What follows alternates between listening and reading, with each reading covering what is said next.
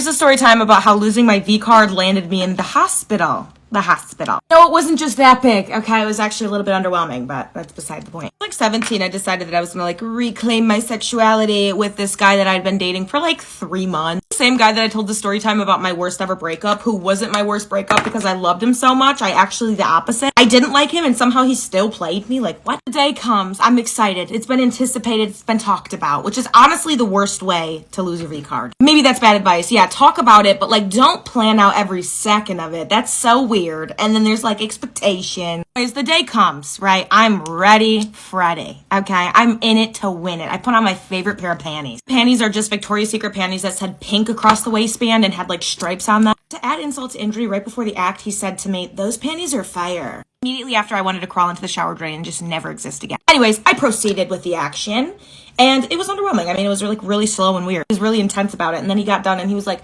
"Did we just make love?" And I was like, "No, he didn't." This was transactional.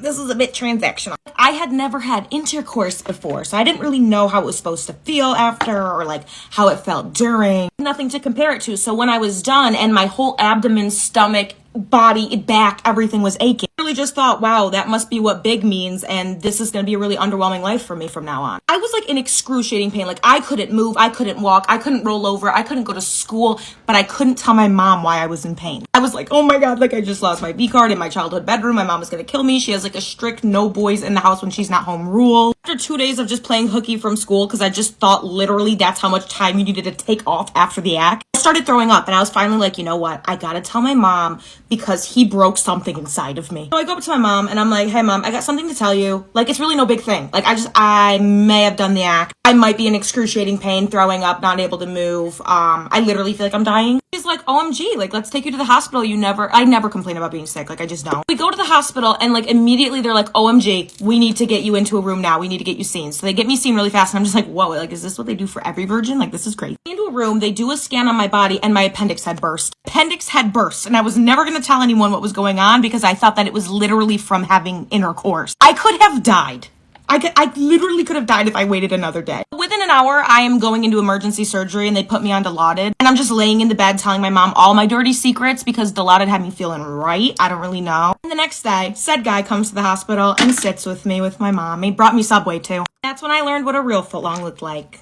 Yeah. And a month later, he broke up with me because he found out that I was essayed when I was younger and told me that meant he didn't actually take my V card and that he couldn't look at me the same. Anyways, make sure that you don't burst your appendix when you have sex. I was born in 1993 in Somalia. At the age of 6 years old, along with my 5-year-old cousin and my 7-year-old sister, we were told that we were going to have a procedure called guditan. We didn't know what it was. But we were told that it was something to look forward to. It was, you're going to become a woman, more respected, cleaner. And best believe whoever did not have it in that town would be bullied. Social exclusion. Okay? So we were I ain't about that life. They used to call girls who didn't have it, clitoris. The girl with the clitoris. It was just dirty. The clitoris was just considered dirty. Okay? So I was taken to my grandma's house. Yeah, this is me. My 5-year-old cousin and my 7-year-old sister. There was a woman there, a strange-looking woman, sat down on a stool. There was another stool next to her. And my cousin went first. Again, we were really excited. Yeah, free. When they're free out of our own free will. When my cousin was taken to the chair, they held... It was like war. They all started grabbing limbs, holding her down, and then spread her legs wide open. And the first thing they did is they used something like this.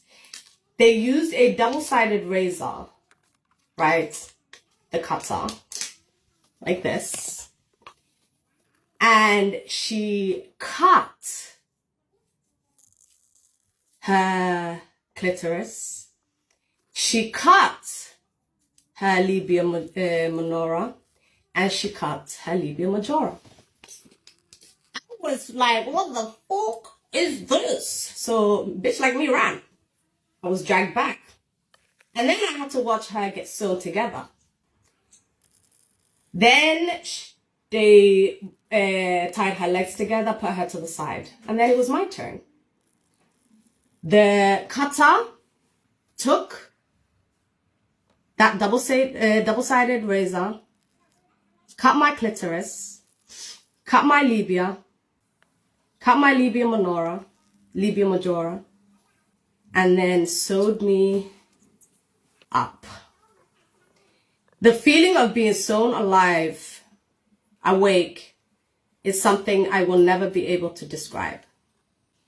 As a 6-year-old child with no anesthetics, no painkillers, I can't even begin to explain. But that is female genital mutilation. Alright, so there's a story that I tell every single time I play Two Truths and a Lie because nobody ever believes it and I win every single time.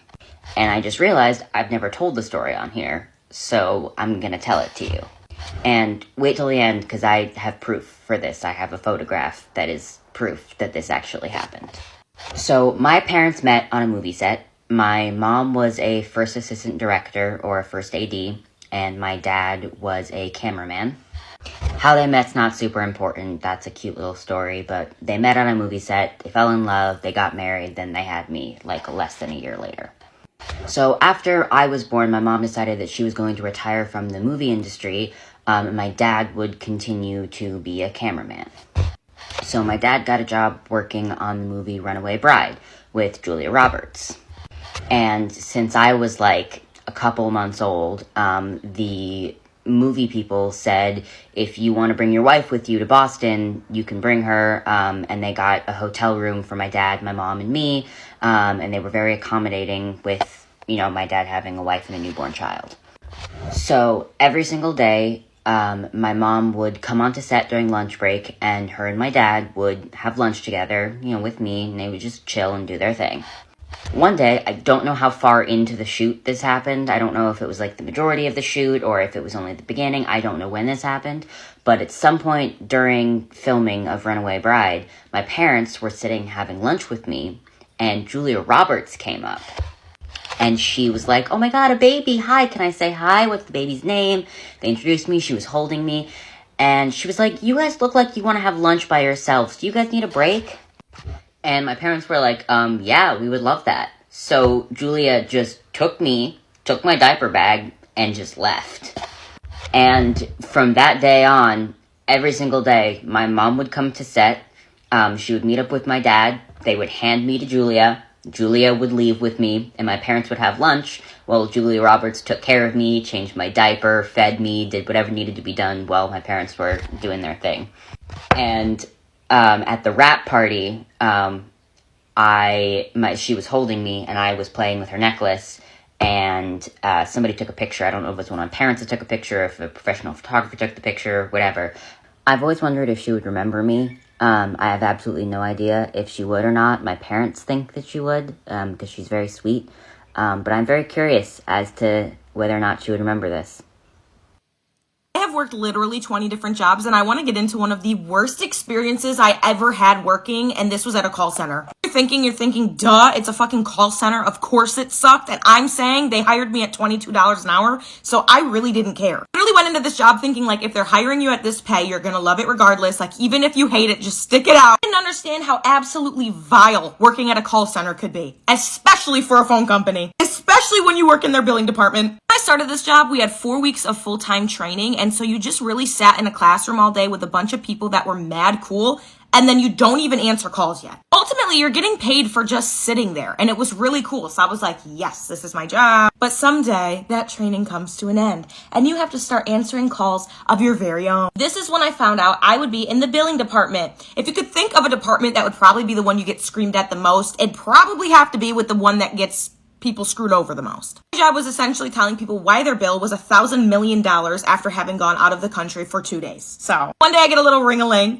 from someone in Texas, and we're not answering phone calls from like people in our area. They're all around the world, babe. Because of this, they know they can curse you out and know that they'll never see you in real life. I answer the phone to this little Texan man, and he has an accent like I've never heard. It sounded like satire. First question was, could he speak to someone that didn't have a vagina? I should have just handed the phone over, but I honestly was stubborn, and I was like, no, actually, there's no men on staff in this department, so you're gonna have to speak with me. I tell him this, he kind of de-escalates, and he's just like, all right, ma'am, well, I need to tell you something. I'm like, okay, what's going on here? Starts sobbing uncontrollably and telling me how he had a stroke and has been in the hospital for the past 8 months and how his phone bill is $2,500. Immediately, I empathize with the guy. I'm empathizing with the guy. I'm like, I am so sorry that this happened. Did you call and let us know that you were going to be in the hospital? Did any of your family or friends let us know? And he's like, no, they couldn't. They didn't know anything about my phone company. I call over my manager and I get his phone bill down to $400. That wasn't enough, which I completely understood. Like, I seriously still empathize with the guy. I'm completely empathizing with this guy, but then he starts screaming at me these words, and I'm not even kidding, this is verbatim. I've been eating bologna sandwiches and smoothie food for the past 4 weeks straight. I can't eat and I can't sleep. He then proceeds to tell me that if I don't get the phone bill down to $50, he's going to unalive himself on the phone with me right that second. Obviously, I don't want this to happen. I was 18 at the time, so this was like,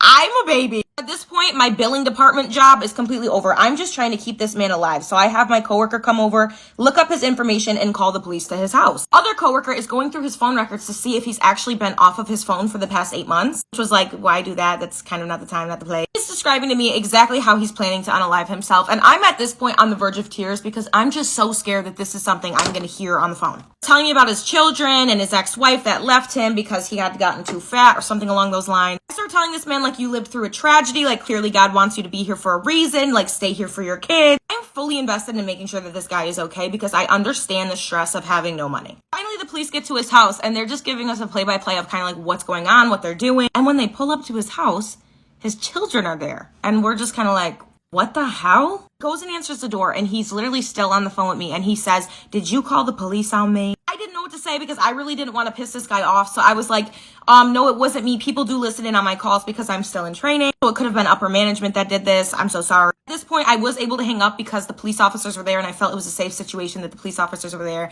And they said they were going to call us back and give us an update. What it boiled down to was his kids were there and they were prank calling me and just trying to get a cheaper bill. He hadn't paid his bill in months. He hadn't gone to the hospital. He was not planning on unaliving himself. He simply wanted to traumatize me just to get a smaller bill. Mind you, this was supposed to be my last call of the day and I was already an hour overtime after having to answer the call because I was working so hard to de-escalate him. To find out, it was all a silly fucking joke and he was not even serious. I literally left work that day crying and traumatized and never came back ever again. That was the final straw for me. I couldn't do it anymore. So yeah, call centers will literally traumatize you, but they pay all right, I guess. Also, really hope that guy is doing well. Am I wrong for calling my boyfriend's little sister racist because she likes K-pop? For background, my parents and I, female 21, moved from South Korea to America when I was 13. Both my parents are Korean too. My boyfriend, male 22, and I have been dating for 6 months. We go to college together. My family lives in the same city as our college. His family, however, lives in another city, so I haven't had the chance to meet them until now. His parents invited us to spend the weekend over at their house so they can meet me. Up until now, I've only spoken to them a few times on the phone, but not with his siblings. He has 3 siblings, an older brother, 25, sister, 13, and brother, 9. The problem with the sister is that apparently she's a K-pop fan. My boyfriend had already told me this prior to meeting her, and he told me to get ready. I thought that meant that she would ask me to say something in Korean or something like that. It has happened to me before, even by strangers in the street. It's annoying.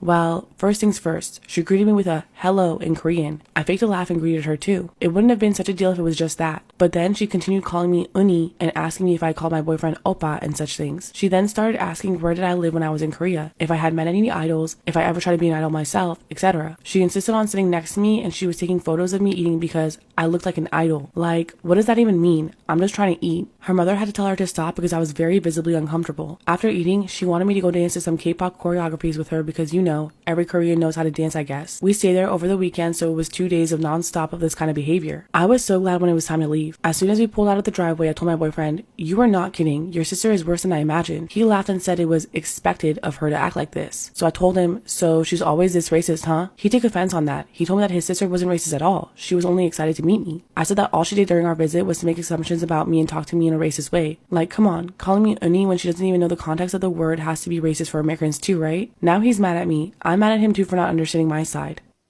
Here is how I get over my exes and how I help my friends get over their exes as well. Number 1, and this is gonna shock a lot of people, I don't believe in revenge. Like, I'm never gonna go out of my way to get revenge on somebody. Have I done it in the past before a spiritual awakening? Livy, yeah, I have. I have done some crazy shit in the past to get revenge, and let me tell you, it never feels that fucking good. I feel like with age, I learned what feels good is like knowing karma is gonna bite that fucker in the asshole. Like, I'm never gonna go out of my way to get revenge anymore. Because there's just something so satisfying that's like, okay, you're not in my life anymore, and that fucking sucks. You're gonna have to sit on the sidelines and watch my success, and you don't get to be a part of it. And that fucking sucks. Like, you losing my energy is better than any revenge I could ever come up with. That's better than me fucking your brother. That you no longer having contact with me is gonna hurt worse than anything I could even brew in my crazy little brain. My friend was telling me, she's like, I have a funeral for like my exes. She's like, and I think it's a Tinks thing. I think Tinks said that, to have like a funeral for them. Well, this is the Livy way of doing that. I have a full funeral for them in my head, and I literally act as if they died. I'm not checking your Instagram. I'm not doing anything. I'm not reaching out. I'm not doing any of that. Like, I have killed this person and the hope of them in my brain. But when I've done this with my friends, like, I literally sound like a fucking psychopath. I'm like, kill him in your head. But when my best friend was going through her breakup, she was like, I really am going to miss the dog. And I'm like, we got to have a funeral for the dog in your head right now. And she was like, no, I can't do that. I'm like, gotta let go of everybody. So not only do I have a funeral for like the person in my head, but his family, like anyone I was close to in his life, you're all dead. I also mentioned earlier, like, killing the hope of somebody. And what I mean by that is just like the hope that you guys are gonna get back together, or like the hope, like there's this hope that this will all work out kind of thing. Kill it. A lot of times we hold on to potential and hope and not actually that person. Just like, you're honestly probably still in love with the potential that this person could have been. Well, guess what? He never fucking amounted to it. Like, the amazing potential you saw for him, he never did it. Let it go. Or even like the hope that things can get back to what they used to be, or you can forget that he cheated, or just like you're holding on to the hope that things can get better and be better. But like, live in the fucking reality, bitch. It probably is not going to. Another thing that helps me get over my exes or like a breakup is focusing 100% on myself. We neglect ourselves a lot of times in relationships, so I think it's extra important during a breakup to like really amp up the self-love and the self-care. Also, I feel like a great reminder that helped me get through my breakup, like every time I wanted to go back to that fucker, I was like, he doesn't know your worth. Like, if he's gonna treat you so shitty, he doesn't know your worth. And you spent, like, I literally spent 6 years of my life learning my worth and my value and like working on my self-love. Why the fuck would I let some whack-ass motherfucker come in who doesn't know my worth and keep that person in my life, when I would, like, single me that didn't love that person would have never let that happen. It just came down to like, yeah, I love this person, but like, I love myself more. And like, I have to walk away because of how much self-love I've worked for myself. As soon as you show me you don't know my self-worth, you're out of the fucking picture. Because I worked too hard to let a whack-ass motherfucker come in and just throw that all away. Like, fuck you. Another thing that helps me get over my exes, no contact. Listen, I know it sucks, and you're probably going to find every excuse in the book to continue to talk to him like, oh, I just want to see how his family's doing. Fuck his family, okay? Fuck his family. It doesn't matter anymore. Like, put yourself first. Really, the only way you're truly going to get over somebody is no contact. Like, this person's not in your life anymore. Stop holding on to it. Let it go. And that's a day-by-day thing. Like, there's no rush into healing. It could take 2 weeks, it could take 2 months, it could take 2 years, it could take 25 years. As long as you're committed to fucking healing, you're going to heal. I do think it's really important. I don't remember what the fuck I was gonna say. I literally just had it in my head. Like, what? Oh, okay. I think it's really important to give yourself grace and like give yourself patience. There's no need to rush anything. And I know it sucks and you want to get over this fucker as quick as possible, but just like give yourself time to feel all the feelings too. Like, I'm big on not numbing your feelings. Like, feel those fucking feelings, okay? Also, this person wasn't meant for you. And I know that's hard to wrap your head around, but that just means there's someone else out there who is meant for you. And you get to fall in love with that person again, and you can experience a healthy love because now you know what you deserve. Or not even just like a healthy love, but the love that is meant for you is going to be such a beautiful thing. Scrub it up, dub these fucking lips. Day by day, but don't remember, it's day by day, but remember, you're not alone. So many people are also going through the same exact thing you're feeling, and just give yourself time to heal. But do better for yourself, babes, because you know you deserve that. And if you don't know now, you fucking know. You deserve a lot better. So this is one of the most terrifying sleep paralysis stories that I have ever heard. There was a time where I used to suffer from major sleep paralysis episodes. I would wake up in a state where I couldn't move my body, but I was aware that I was conscious. And at this state, I would get some pretty gnarly hallucinations. These episodes started to occur so frequently that I can't even really remember what part of it was reality versus the hallucination. At the beginning, it wasn't super bad. I would just wake up and feel a little bit stuck in my body. I could see, feel, hear everything that was around me. I just couldn't move until my body was released. But slowly, the state started to take a more complicated condition. For example, I woke up one night and saw myself standing at the edge of my bed, like a twin version of myself just staring at me, watching me sleep. I cannot tell you how terrified I was before breaking free, and I immediately went to Dr. Bergman the next day. He basically didn't really give me that much hope. He told me that this would pass, and there wasn't really any treatment for sleep paralysis, other than just improving some of my sleep habits, like going to bed at the same time each night, avoiding caffeine, not having distractions, and sleeping in a similar sleep environment. And this actually helped for quite a while, up until it didn't. One night I accidentally ended up falling asleep on the couch, and there's not a whole lot of furniture in my apartment because I recently moved in.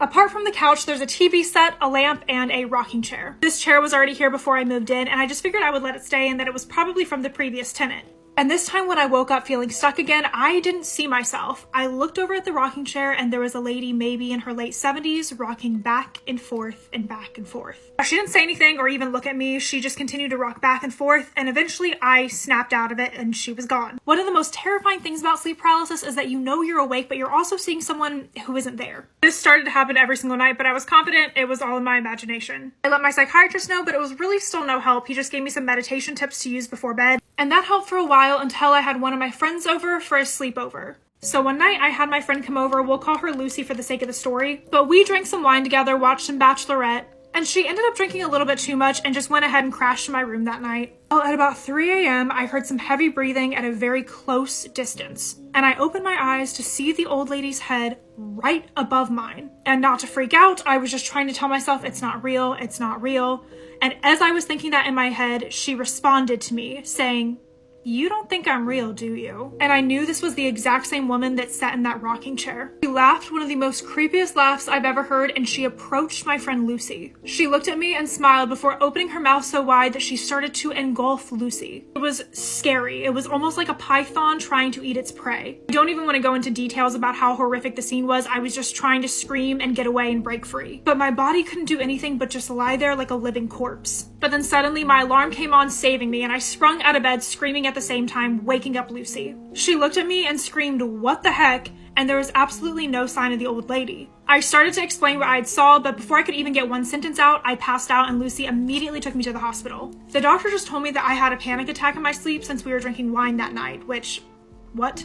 But my psychiatrist immediately put me in intensive care for the week. I have never been able to tell Lucy what I saw that night, and I don't even live in that apartment anymore, but before leaving, I asked the landlord what the history was of the place, and the landlord ended up telling me that the place was a psychiatric facility years ago, and that rocking chair is actually from it. And one of their most dangerous patients was a 65-year-old woman who hated kids, and she was brought to the unit after trying to devour a newborn at a local hospital. Many people had claimed that they thought that she was possessed. She used to sit in a rocking chair and rock back and forth all day at the ward. I reached out to some old tenants, but nobody had ever experienced any of the things I had experienced there. I started to think that I just imagined this stuff completely, but one of the most terrifying things is that I met up with Lucy last night at a nightclub. She was there to party with her work friends, and I noticed a bruise on her forehead, and it was almost in a perfect ring. I asked her what had happened to her head, and she paused, looked at me for a second, and said, "I must have fallen off my rocking chair."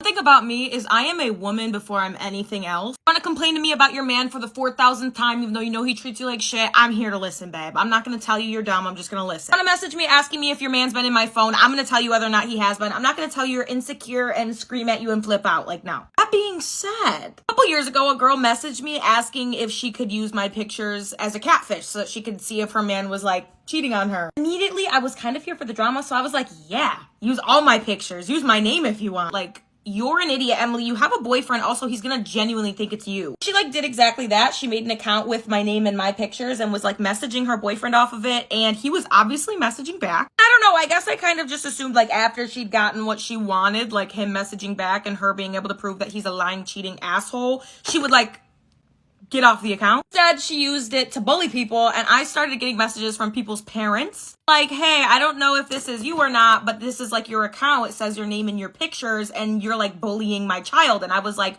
no, I'm not. I just was like, hey, could you like delete your account? They're saying like you're bullying people off of this account with my face and name attached to it. Like, I just really don't want to get like sued or in jail or like look like an asshole. He was like, oh yeah, I'm so sorry. I didn't really think about that. I'm like, girl, what the hell? Like, what the hell? Okay, well, a couple weeks go by and I get a message from her man. We'll call him Joshua. Hi, Joshua. Hi, Joshua. He's like, hey, I don't know if you are the person who runs this account, but like we've been talking for weeks. And like, do you know who I am? And I'm like, this is sick. This is actually sick. I'm kind of conflicted because I'm like, do I rat her out that she's the one on this account? Did she not tell him that she's the one on this account? Did she not break up with him? So I unblocked this girl and I messaged her again and I'm like, did you even know this guy? Because he thinks that we're like talking. She blocks me. Immediately blocks me. So I'm like, you know what? I am not protecting this chick anymore. Like, I'm not protecting you anymore. I'm telling him what the hell is good. And I told him like the whole situation. I'm like, basically your girlfriend wanted to use my pictures to be able to catfish you and see if you were a cheater. And then she was going to delete the account. And he's like, I haven't had a girlfriend in 2 years. I'm just like, oh, so that's like beautiful, perfect, and amazing. Do you know her by any chance? Like, is this a person you know? And then I tell him her name. And it was his ex-girlfriend. She was down bad. Ladies, while I love all of you and you're all beautiful, perfect, amazing angels, please don't ever do that. Ultimately, she used my name and face to bully people and catfish her ex-boyfriend. She stopped using the account, but it is still up, so you can find it. Here's a story time about the time my best friend slept with my man and then slept on my couch for a month. You guys have been begging for this. You're like, tell the story time. How can you act just like this and not tell the story time? Oh my god. To preface with, this was a long time ago, not friends with the girl anymore, blah, blah, blah. I'm gonna keep the story time really short and sweet because I normally go into a really like elaborative detail about things, but this one still kind of hits home. You know what I mean? The story time basically goes like this. Me and this girl were friends since we were children. The type of friends that you're like, just like acquaintances, like the type of friends where like I gave her 2 beds, like I would pay for her to do certain things, take her to her appointments because she didn't have a vehicle, got her a job. We were part of like a little trio. We had me, her, and this other girl. I'm not even gonna give them fake names because I do not want you guys to find these girls whatsoever. Her and the other girl were closer than me and the other girl were, but me and her were closer than her and the other girl. Does that make sense? But I was under the dumb assumption that it was working. It was so cute, a little trio. It didn't work. Trios don't ever work. One day on a nice little Halloween night, I noticed that she is getting really touchy with my man. And it was okay because I was like, oh my god, like I love that my best friend and my man are best friends. It's so fucking cute. We all worked together. So it was just kind of like we all spend mad time together. Of course they're close. Then I quit the job, but they didn't. And they kept working together and got even closer. To add a cherry onto the little cake that this is, she was dating my man's best friend. So we had like a little double thing going on. Well, on Halloween night, he isn't texting her back and she's drunker than hell. And she's like, I need him. Not talking about her man, talking about mine. She then slept on my couch and left her underwear in my bathroom. And I kind of cried because I was just like, I know what's going on here. My intuition was clicking. But if I were to bring it up, I'm a nutso bananas bitch. How dare you assume something like that, you nutso bitch? Well, I brought it up anyways because I am a nutso bananas bitch. To which I was gaslit for a month and a half until I found out that the month that she finally got her license, which I had brought her to, she ended up getting a car and went on a little test drive with my old man. Guess what they did in the car? Bet you could guess. A month later, the third friend in our little trio was told about this in confidence. And that friend said, if you don't tell Emily, I'm going to tell her for you. So you better tell her right now. So she was scared into telling me this information, was forced into telling me this information. So when I found out, I called her and I said, I am going to beat your and also steal your man. Can't sleep, so I want to tell you what's keeping me up at night. So, how did you find out that Santa wasn't real? The issue is I'm Muslim. Okay, it's not an issue that I'm Muslim. Anyways, this is a bad vibe. What I meant was, it's a tricky thing being Muslim in this situation because, like, my family was telling me, like, you know, a different set of fictional characters that I had to believe in, and Santa just, like, didn't make the cut, to be honest. Okay, you know what? If anything, my mom actually specified, she was like, if a man tries to climb down your fucking chimney in the middle of the night while everyone's asleep, you call 911. And you maybe grab a weapon too. I remember asking her, like, what about the milk and cookies that we were supposed to leave? She was like, poison the fucking... Anyway, she felt bad for me at a certain point, so she, like, allowed me to believe that the Easter Bunny was real. Because, you know, like, our little, like, fictional characters, they're not so fun. fun. They don't have holidays. You know what I mean? It's more like, you just don't see them. Y'all get cute bunnies that lay chocolate eggs or something. We get we get demons. We get jinn. Like it's not fun. You know what I mean? We also get angels, but we all get angels. It's not special. My mom starts taking me to like Easter egg hunts and shit, right? And I'm like having a blast. Like everything's super fun. I'm super like I believe in Easter. You know what I mean? Now my mom never really explained what Easter was. She just kind of told me like rabbits lay eggs, right? This led to 2 issues. Issue number 1, I had a science exam a couple of days later, and it was something to do with mammals, and I wrote down that rabbits don't count as regular mammals because they lay eggs. They must be part bird. My mom lost her shit. My mom literally looked at me and she was like, "Are you dumb?" She just kept saying, like, "Are you dumb?" And I was like, "Why?" And she was like, "Bro, like, they're fucking rabbits. Like, they don't lay eggs." I was like, "Mommy, you literally told me Easter is real and they lay chocolate eggs, like, blah, blah, blah, blah." I even gave a bunch of kids, like, chocolate that they laid. My mom was like, "What do you mean? You saw a rabbit lay eggs?" And I was like, "Mm-hmm." And she was like, "Describe the egg." I was like, "It was really small and, like, brown, just like chocolate." I fed children poop.